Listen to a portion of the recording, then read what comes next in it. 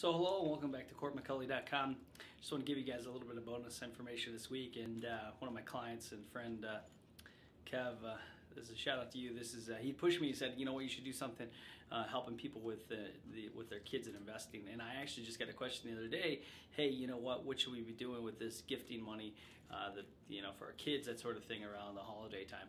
So I figured, why not just go into a full breakdown of the options that are out there. This is no way going to be completely encompassing of everything. So I mean, it's not to take the place of a consultation or in any way say that this is a recommendation, but really just show you some of the options that are there and some of the avenues that I see people taking when it comes to doing some investing for their children. So with that, we'll jump right in. And the first one really comes to the UTMA or UGMA accounts, and these are custodian accounts where the parent or guardian is putting together a plan or putting together an account in place for the child.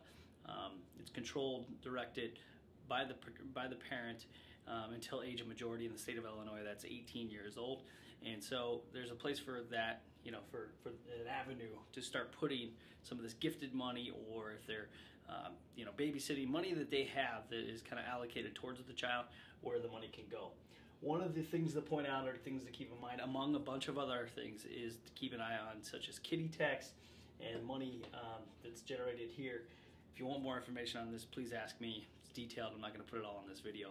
And addition to that is, when it comes time for financial aid, the money that's inside of a UTMA or UGMA account is included as preventing them, if you will, towards getting some of the financial aid that could come in there for education. So, potential avenue, UTMA, UGMA accounts.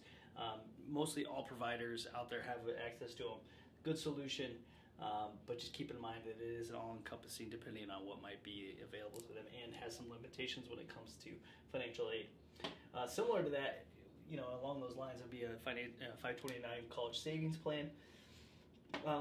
Obviously very popular. In fact, essentially the solution when it comes to college savings today, what people are using. And I generally tell people to make sure they're using their state program, because you're going to get a state tax benefit for doing that.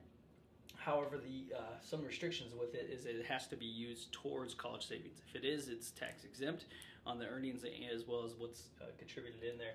The money that's in there, as long as it's used for college savings, can be applied tax free towards those things. If it is not, then there's going to be some penalties and potential taxes that apply if it's not allocated towards 529. Whereas the UTMA and UGMA, complete flexibility, but it is included in the financial aid. The 529 is considered a parent asset and is not included in the financial aid calculation. So very good benefit and difference there. As we move down, there's a couple other options that I think are not necessarily have been on the radar for a lot of people, and really one big one is the Roth IRA. One conversation I'm always having when I do these videos is about the failure rate for retirement and how high it is, at 95 to 97%. And one of the best things you can do for a kid who's working, they got to have earned income. So it could be from babysitting, or maybe they're mowing lawns, or whatever their income might be, is putting that towards a Roth IRA. And you can start it, even as they're a minor, get that money in there, start making contributions, and it could go towards maybe even education expenses. You could use it towards first home purchase. Might even just be, like I said, retirement savings into the future. But most people they don't have this on their radar until they get past age 18, past majority, start maybe their first job, they start putting money into a Roth IRA. Excellent solution to start thinking about early on. Traditional IRA, also a good solution. Doesn't have some of the real great benefits of the Roth. It's just traditional IRA, much like ones you're used to using. Again, have to have earned income. Right now, these limits are right at $5,500 for under age 50, which obviously for kids it's going to be much lower than that. And I think one of the key things I just want to drive home is education. So as kids are starting to earn money, and so they're starting to maybe take classes, then maybe they have something on their checking or budgeting or whatever it might be, is to take time with them and help show them the power of savings. So I remember back in the day, I used to have a savings passbook.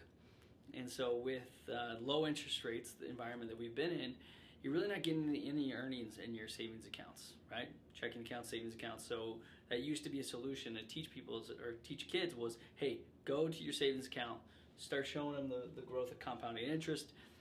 Tough to compound less than 1% though, or even 1%.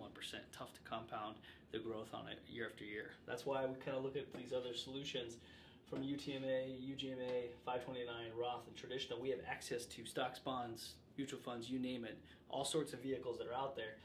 When it comes to a savings account, not that attractive. So take time to educate them on these solutions, have them understand what's accessible out there, have them talk to a financial representative. Feel free to reach out to me, feel free to reach out to your representative, or just do research and get people going down these avenues of saving. And you can imagine, I'm always talking about savings rates, people who are starting their first job, second job, third job, make sure they're putting enough in. If you get young kids, anybody who's under the age of 20 to 25 today, they should be paying attention to this video. Make sure that they start putting, I'm probably going to release more information along these lines as well. Start making contributions, taking advantage of the solutions that are available to them, and get a head start. There's so much pressure on people today, late making decisions and trying to make progress, when really if they just did it when they had time on their hand, as parents helping or grandparents helping kids get started, understand investing, start putting money in at an early age, and really start making progress. And I guess the last thing I'll point out is gifts.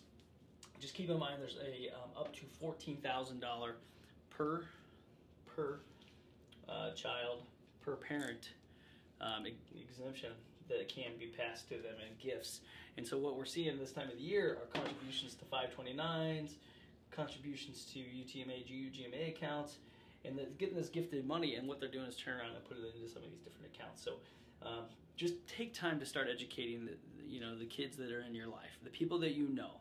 If you can take this information, if you can reach out, drop me a message, ask more questions along these lines. I think one of the things I'm going to become very passionate about is helping young individuals start making progress, start putting accounts in place inside of their name, and start to generate a financial future earlier rather than later. It's amazing how much of an impact we can't have with people later because they just don't have time on their side. But if we take these young individuals that might be 10, 15, 20 years old, in that time frame, they maybe started mowing lawns, maybe started babysitting, it can become a real big opportunity for them to put $1,000, $2,000, even if it's like $500. You can find some of these accounts that don't have very low minimums, allow them to get invested, start making progress. Who knows? They could have 10, 15, 20,000 saved up, might be the first down payment on a home. Maybe they're paying for a portion of their college through these solutions. Heck, I've got some clients that are actually funding between 50, 75, and even 100% of future college expenses because they started the day the children were born, and they just got moving on right away, and it's just an awesome thing. But I also know this, there's a ton of people who are not. And this video is intended for those that certainly are, but those really specifically that are not. So if you know a child or parent or grandparent who's not taking time to make this, make progress right away for the children in their life, make sure that they see this material. Make sure that you have a conversation with them and encourage them to start pushing forward on this, because the children of America, this is like our, these are the prized possessions we have to make sure that they're creating a good future. And somebody who's later in life, we really can't, unfortunately, there's not much that can be done, but there's a whole heck of a lot we can do for the kids. So anyhow, just want to make that statement, wanted to get that information out there. If you're watching this anywhere besides CourtMcCulley.com, please head on over there. And as always, make it a great day, and have a happy new year, and we'll see you in the new year.